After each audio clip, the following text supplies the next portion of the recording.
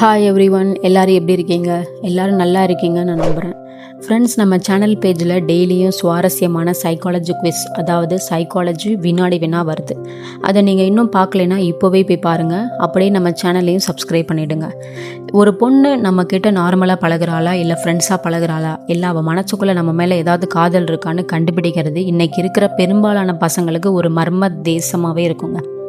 ஏன்னா பெண்கள் அவங்களோட லவ்வை அவ்வளோ சீக்கிரம் வார்த்தைகளால் வெளியே சொல்ல மாட்டாங்க. ஆனால் அவங்க வாயை திறந்து ஐ லவ் யூ அப்படின்னு சொல்லலாம் இல்லைனா கூட அவங்க உங்கள் மேலே பைத்தியமாக இருக்காங்களா, அதாவது பைத்தியக்காரத்தனமான லவ்வில் இருக்காங்களா அப்படிங்கிறத கண்டுபிடிக்கிறதுக்காக அவங்களுடைய சப்கான்ஷியஸ் மைண்ட், அதாவது ஆள் மனசில் சில செயல்கள் மூலமாக வெளிப்படுத்திக்கிட்டே இருப்பாங்கங்க.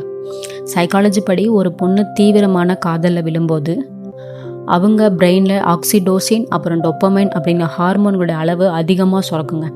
இந்த கெமிக்கல் சேஞ்சஸ் அவங்களோட உடல் மொழியிலும், அதாவது பாடி லாங்குவேஜ்லேயும், உங்களை அவங்க நடத்துகிற விதத்துலேயும் சில அப்பட்டமான அறிகுறிகளை வெளிப்படுத்துவாங்க.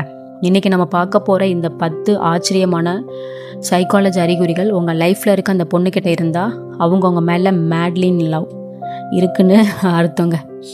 முக்கியமாக வீடியோவோட நடுவில் நான் சொல்ல போகிற அந்த 8வது ரகசியம், அவங்க உங்ககிட்ட சண்டை போடும்போது கூட அவங்களுடைய ஆழமான காதலை காட்டி கொடுத்துரும். ஸோ வீடியோவை கொஞ்சம் கூட ஸ்கிப் பண்ணாமல் கடைசி வரைக்கும் பாருங்கள். அறிகுறி 1, நீண்ட நேர கண் தொடர்பு, அதாவது மெயின்டைனிங் லாங் ஐ கான்டாக்ட். அப்புறம் வெக்க புன்னகை, அப்படி ஸ்மைல் பண்ணுவாங்க, பார்த்துக்கோங்க. அதாவது சைக்காலஜி படி நம்ம ஒரு பர்சனை லவ் பண்ணும்போது நம்ம அறியாமலே அவங்க முகத்தை அதிக நேரம் பார்த்துட்ருப்போம். நீங்கள் அவங்கள பார்க்காத போது அவங்க அவங்கள பார்த்துட்ருப்பாங்க. நீங்கள் திடீர்னு அவங்க பக்கத்தில் திரும்பும்போது அவங்க பதட்டமாகி கண்ணை திருப்பிடுவாங்க. ஆனால் அவங்க முகத்தில் ஒரு சின்ன ஸ்மைல் வந்துட்டு போகும். அவங்களுடைய கண் பாவைகள் உங்களை பார்க்கும்போது கொஞ்சம் விரிவடையுங்க. அது அவங்க ஆள் மனசில் இருக்க பயங்கரமான அட்ராக்ஷனை காட்டுங்க. அடுத்த அறிகுறிக்கு ஒரு யதார்த்தமான கதை சொல்கிறேன். அருண், திவ்யான்னு 2 பேர் இருக்காங்க. அருணுக்கு கிரிக்கெட்னால் ரொம்ப பிடிக்கும். ஆனால் திவ்யாவுக்கு கிரிக்கெட் பற்றி ஏபிசிடி கூட தெரியாது. ஆனால் அருண் மேட்ச் பார்க்கும்போது அவனுக்கு பிடிச்ச விஷயத்தை தெரிஞ்சுக்கணுன்னு திவ்யாவையும் பக்கத்தில் உட்காந்து ரூல்ஸ் என்னன்னு கேட்டு தெரிஞ்சுக்கிறா. இதுதான் அறிகுறி 2. உங்களுடைய உலகத்துக்குள்ளே வர நினைப்பது. அவங்களுக்கு பிடிக்காத ஒரு விஷயமா இருந்தால் கூட அது உங்களுக்கு பிடிச்சிருக்கு அப்படிங்கிற ஒரே காரணத்துக்காக அதை அவங்களும் விரும்பி செய்ய ஆரம்பிப்பாங்க. அறிகுறி 3, உங்கள் அருகில் இருக்கும்போது பதட்டம் அடைவாங்க. அவங்க மற்றவங்க கிட்ட பேசும்போது ரொம்ப தைரியமாக கேஷுவலாக பேசுவாங்க. ஆனால் உங்கள் பக்கத்தில் உட்காந்து சாதாரணமாக வந்தோடனே அவங்கள அறியாமலே அவங்களுடைய முடியை சரி பண்ணுவாங்க, கைகளை பிசைவாங்க, இல்லைன்னா ஃபோன் எடுத்து சும்மா நோண்டுவாங்க, இல்லை சினிமாவில் பார்க்குற மாதிரி தரையை தேய்ச்சி தண்ணி வர வச்சுருவாங்க. உங்ககிட்ட அவங்கள பெஸ்ட்டாக காட்டணுங்கிற அந்த பயமும் அவங்களுடைய இதய துடிப்பு வேகமாக ஓடுறது தான் இந்த பதட்டத்துக்கான காரணங்க. அறிகுறி 4, உங்களுடைய சின்ன சின்ன தேவைகளையும் கவனிப்பாங்க. அதாவது இன்றைக்கி ஏன் உன் ஃபேஸ் டல்லாக இருக்குது, ஒழுங்காக சாப்பிட்டியா, பைக்கில் போகும்போது பார்த்துப்போ அப்படின்னு உங்கள் அம்மா உங்களை எப்படி கவனிச்சாங்களோ அதே மாதிரி ஒரு அக்கறை அவங்கக்கிட்ட இருக்குங்க. நீங்கள் கேஷுவலாக சொன்ன ஒரு சின்ன விஷயத்த கூட, உதாரணத்துக்கு எனக்கு இந்த ஸ்வீட் பிடிக்கும்னு நீங்கள் எப்போவோ சொன்னதை ஞாபகம் வச்சு அதை உங்களுக்காக வாங்கிட்டு வருவாங்க. அறிகுறி 5, உங்களுடைய மொக்க ஜோக்குக்கு சிரிக்கிறது. நீங்கள் உலகத்திலே ரொம்ப மோசமான ஒரு மொக்க ஜோக்கு சொன்னால் கூட அவங்க விழுந்து விழுந்து சிரிப்பாங்க. சைக்காலஜி படி நம்ம ஒருத்தர் ஆழமாக லவ் பண்ணும்போது அவங்க செய்கிற எல்லாமே நமக்கு அழகாக தெரியுங்க. அவங்க பேசுகிற மொக்க விஷயங்கள் கூட நமக்கு இன்ட்ரெஸ்டிங்காக இருக்க மாதிரி இருக்கும். அதுதான் எங்கேயும் நடக்குதுங்க. இப்போ நம்ம பார்க்க போகிற அடுத்த அறிகுறி ரொம்ப டீப்பானது. அறிகுறி 6, நாம் அப்படிங்கிற வார்த்தையை பயன்படுத்துறது. நீ சொல்லுவாங்க இல்லையா, அதை விட்டுட்டு நாம அப்படின்னு ஆரம்பிப்பாங்க. அதாவது அவங்க எதிர்காலத்தை பற்றி பேசும்போது நான் இதை பண்ணுவேன்னு சொல்லாமல் நாம் அங்கே போகலாம், நாம் இதை பண்ணலான்னு பேச ஆரம்பிப்பாங்க. சைக்காலஜியில் இதை காக்னேட்டிவ் இன்டர்டிபெண்டன்ஸ் அப்படின்னு சொல்லுவோம். அதாவது அவங்களுடைய எதிர்கால உலகத்தில் உங்களை அவங்க அறியாமலே ஒரு அங்கமாக மாற்றிட்டாங்கன்னு அர்த்தங்க. இதுக்கு ஒரு யதார்த்தமான உதாரணம் சொல்கிறேன். நம்ம வீட்டில் இருக்க அக்கா தங்கச்சியில் எடுத்துக்கோங்க. அவங்க கல்யாண பேச்சு எடுக்கும்போது அதே போல தான் அவங்க பார்ட்னரை பற்றி பேசும்போது ஒரு பெருமை இருக்கும். அதே மாதிரி தான் அந்த பொண்ணு அவங்க ஃப்ரெண்ட்ஸ் கிட்ட பேசும்போது கூட அவன் ரொம்ப டேலண்ட் ஆனவன், அவன் ரொம்ப இன்டெலிஜென்ட் பையன் அப்படின்னு, அவன் இதை சூப்பராக பண்ணுவான்னு உங்களை பற்றி பெருமையாக பேசிக்கிட்டே இருப்பாங்க.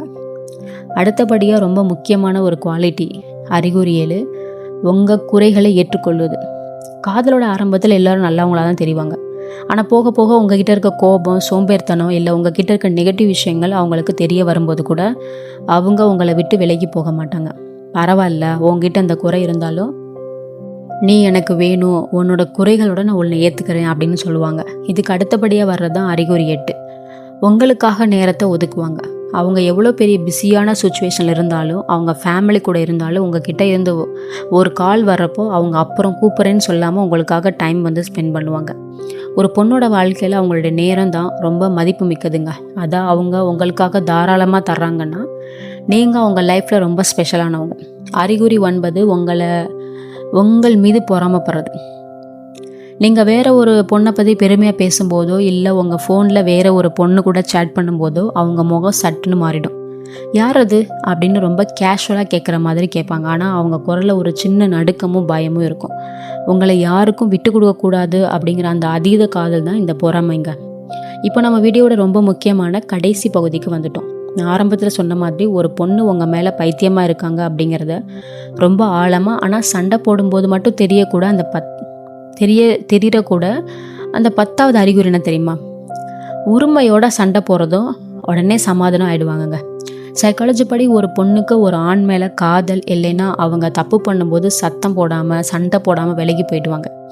ஆனால் அவங்களுக்கு உங்கள் மேலே பைத்தியக்காரத்தனமான காதல் இருந்தால் நீங்கள் பண்ணுற சின்ன தப்பு கூட உரிமையோட உங்ககிட்ட சண்டை போடுவாங்க, அழுவாங்க, கோவப்படுவாங்க. ஏன்னா அவங்களுடைய முழு எமோஷனல் பக்கத்தையும் உங்ககிட்ட ஓப்பனாக காட்டுறாங்க.